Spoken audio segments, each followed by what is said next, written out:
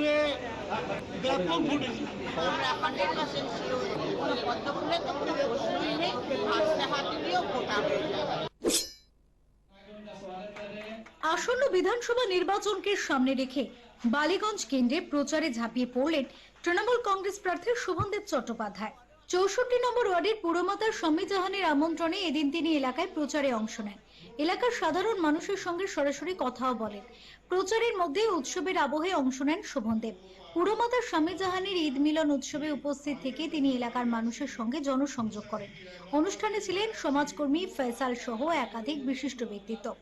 উৎসবের মঞ্চ থেকে সম্প্রীতির বার্তা দেওয়ার পাশাপাশি ভোটারদের কাছে পৌঁছানোর চেষ্টা করেন তিনি।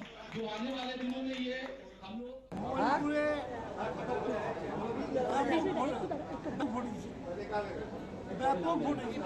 100% শিওর যে এখানে যারা বিরোধের দাঁড়াবে বিরোধী পক্ষ একটা মানে ওরা কোনো ঘাসই ওখানে কাটবে না, কোনো পদ্মফুলে তো কোনো প্রশ্নই নেই, আস্তে হাত দিয়েও ভোটা হয়ে যাবে।